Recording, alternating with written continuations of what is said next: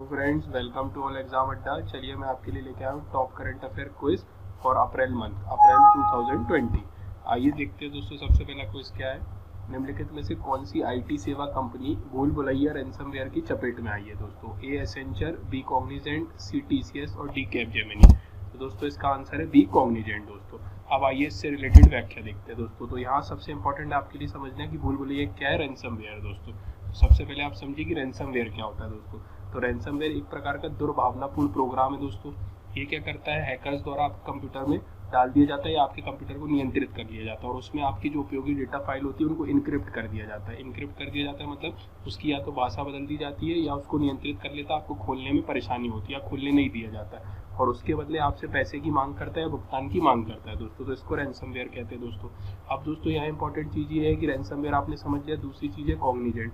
तो कॉग्निजेंट की स्थापना दोस्तों 1994 में हुई थी। इसका मुख्यालय न्यू जर्सी में है दोस्तों और इसके जो अध्यक्ष या सीईओ है जो उनका नाम है ब्रायन हम्फ्रीज। चलिए अगले क्विज की तरफ बढ़ते हैं। और दोस्तों आपको हमारा ये वीडियो अच्छा लगे तो लाइक शेयर सब्सक्राइब कमेंट जरूर कीजिएगा दोस्तों। दूसरा है उस कंपनी का नाम बताइए जिसने टॉकबैक नाम से नया वर्चुअल ब्रेल कीबोर्ड लॉन्च किया है दोस्तों। ए एप्पल, बी गूगल, सी फेसबुक, डी माइक्रोसॉफ्ट या ई सैमसंग। तो आइए इसका आंसर देखते हैं दोस्तों। तो इसका आंसर है गूगल।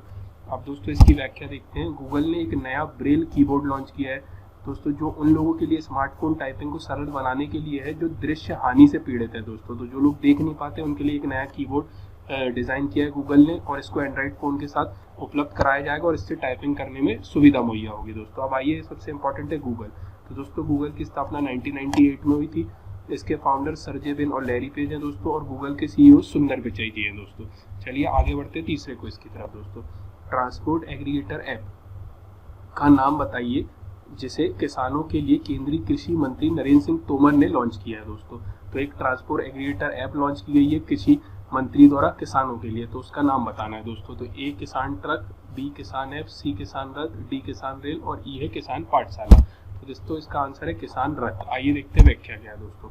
तो केंद्रीय कृषि और किसान कल्याण मंत्री नरेंद्र तोमर जी उन्होंने फसलों के आवागमन को सुविधाजनक बनाने के लिए किसान रथ को टैगलाइन किसान का अपना घर के साथ लॉन्च किया है दोस्तों। ऐप का नाम है किसान रथ और टैगलाइन है किसान का अपना घर दोस्तों। और इस ऐप को डिजाइन किया राष्ट्रीय सूचना विज्ञान केंद्र एनआईसी ने दोस्तों। और यहाँ कृषि उत्पादों के परिवहन के लिए 5 लाख ट्रकों और 20,000 ट्रैक्टरों को जोड़ेगा दोस्तों। अब यहाँ इंपॉर्टेंट हो जाता है दोस्तों, कृषि और किसान कल्याण मंत्री नरेंद्र सिंह तोमर जी कहाँ से सांसद है? तो मुरैना से सांसद है। मुरैना कहाँ स्थित है? मध्य प्रदेश का उत्तरतम बिंदु है दोस्तों। और मुरैना किस लिए फेमस है दोस्तों? गजक और पेड़े के लिए फेमस है दोस्तों। चलिए अब चौथी न्यूज की तरफ पढ़ते, चौथे क्विज की तरफ दोस्तों। इनमें से किस राज्य के जिला प्रशासन ने जनता के संपर्क में ना रहते हुए वैन के अंदर से जनगणना क्षेत्रों में सार्वजनिक स्क्रीनिंग में स्वास्थ्य कार्यकर्ताओं को सक्षम करने के लिए तिरंगा नामक एक अभिनव रैपिड स्क्रीनिंग व्हीकल लॉन्च किया है दोस्तों? तो दोस्तों ए केरल, बी उड़ीसा, सी तमिलनाडु और डी कर्नाटक दोस्तों। तो इसका उत्तर है ए केरल।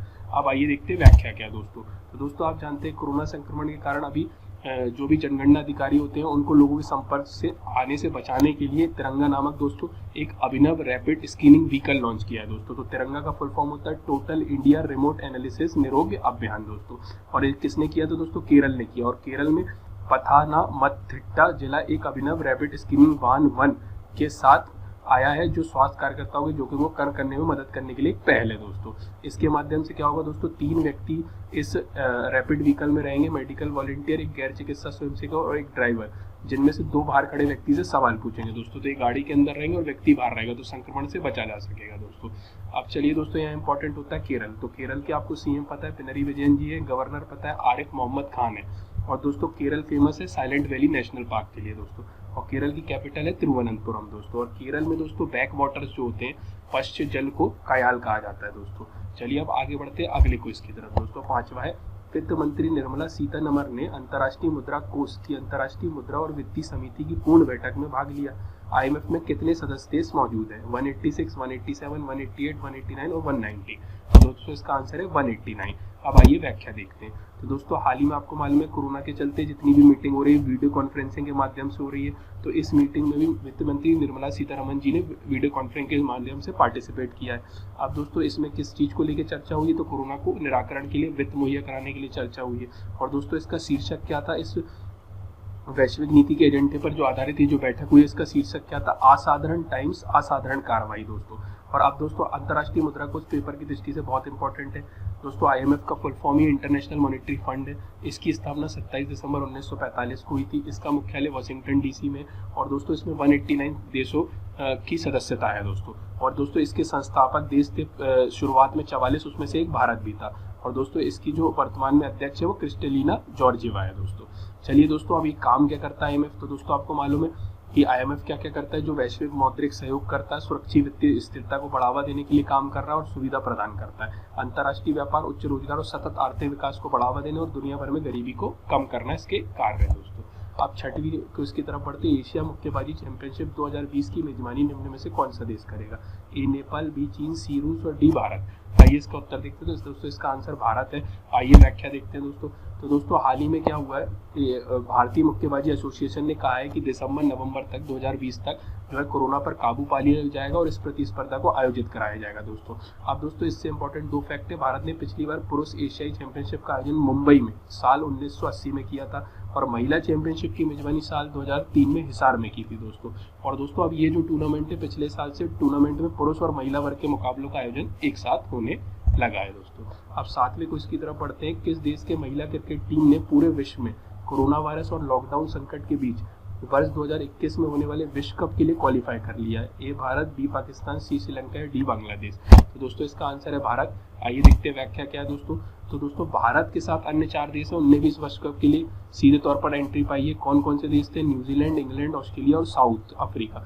न्यूजीलैंड, इंग्लैंड, ऑस्ट्रेलिया और साउथ अफ्रीका दोस्तों। अब दोस्तों टीम इंडिया के विश्व कप में जगह बनाने का फैसला ICC की महिला चैंपियनशिप टेक्निकल कमेटी द्वारा लिया गया दोस्तों, और इसकी जानकारी BCCI द्वारा ट्वीट करके दी गई है दोस्तों। अब 8वीं क्विज की तरफ बढ़ते। किस बैंक ने ग्राहकों के बीच सुरक्षा को मजबूत करने के लिए सेफ्टी ग्रिड अभियान शुरू किया है? A भारतीय state bank, B Punjab national bank, C IndusInd bank और D HDFC बैंक। तो दोस्तों इसका आंसर है HDFC बैंक। अब आइए देखते हैं डिटेल क्या है दोस्तों। तो HDFC बैंक ने #HDFC बैंक सेफ्टी ग्रिड अभियान को सोशल डिस्टेंसिंग को सुदृढ़ करने के लिए लॉन्च किया है। HDFC बैंक ने HDFC बैंक के लोगों के भारी ग्रिड का उपयोग करके जमीन पर भौतिक मार्कर बनाए हैं, ताकि किसी दुकान या प्रतिष्ठान में कतार में इंतजार कर रहे लोगों की मदद की जा सके।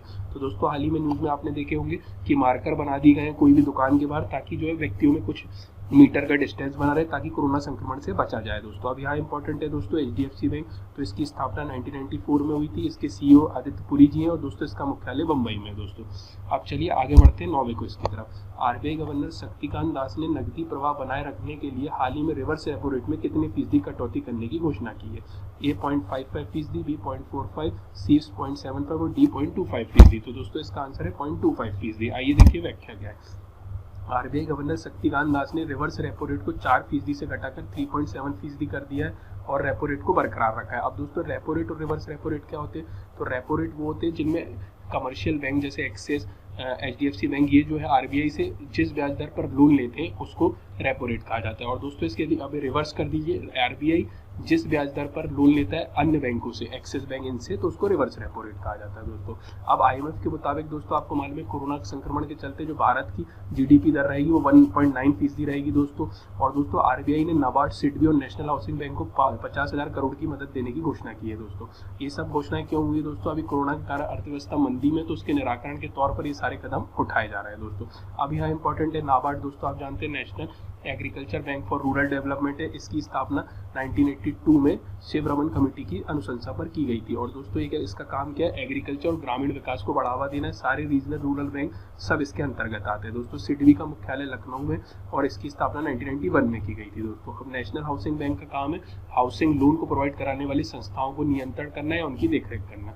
चलिए अब आगे बढ़ते हैं 10वें क्विज की तरफ। हाल ही में किस राज्य के वैज्ञानिकों ने कोविड-19 वायरस का जीनोम सीक्वेंस खोज निकालने का दावा किया है? A Gujarat, B Uttar Pradesh, C Bihar और D पंजाब। तो दोस्तों इसका उत्तर है A गुजरात दोस्तों। अब दोस्तों आइए डिटेल देखते हैं। तो दोस्तों Gujarat biotechnology research centre GBRC के वैज्ञानिकों ने कोरोना वायरस के पूरे जीनोम सीक्वेंस को खोज लिया है। तो दोस्तों इससे रिलेटेड वीडियो मैंने कल या परसों में ही बनाया था, जीनोम सीक्वेंस क्या होता है, और ये पूरी रिसर्च मैंने आपको बताई, तो आप मेरे प्लेलिस्ट में जाके वीडियो को देख सकते हैं दोस्तों। और दोस्तों यदि वीडियो पसंद आए तो लाइक, शेयर, सब्सक्राइब, कमेंट जरूर कीजिएगा, क्योंकि इसमें अभी मैं नया हूँ, तो मैं चाहता हूँ कि इस सीरीज को आगे कंटिन्यू करना है कि नहीं करना, वो आप कमेंट करके जरूर बताइएगा।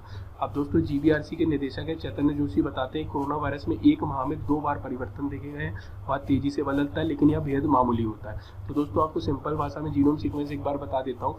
तो जो बॉडी में सेल होते हैं उसके अंदर क्रोमोसोम होते हैं और क्रोमोसोम के अंदर जीन होते हैं और जीन के कंप्लीट सेट को जो है वो जीनोम कहा जाता है दोस्तों। और दोस्तों ये क्या होता है, परिवर्तन मतलब होता है म्यूटेशन, म्यूटेशन मतलब होता है जीन में जो ATGC होते हैं उनमें जो परिवर्तन होता है उसको उत्परिवर्तन कहा जाता है या जीन में परिवर्तन कहा जाता है दोस्तों। अब दोस्तों इनने इस रिसर्च में बताया कि जो भी परिवर्तन होता है बहुत मामूली होता है, 1 माह में 2 बार परिवर्तन देखा गया। अब दोस्तों यहाँ इंपॉर्टेंट है गुजरात, तो गुजरात के CM है विजय रूपानी जी, बीजेपी की सरकार है दोस्तों। गुजरात की कैपिटल गांधीनगर है। अब गुजरात के लिए फेमस है दोस्तों gulf of marine national park जो गुजरात में स्थित है।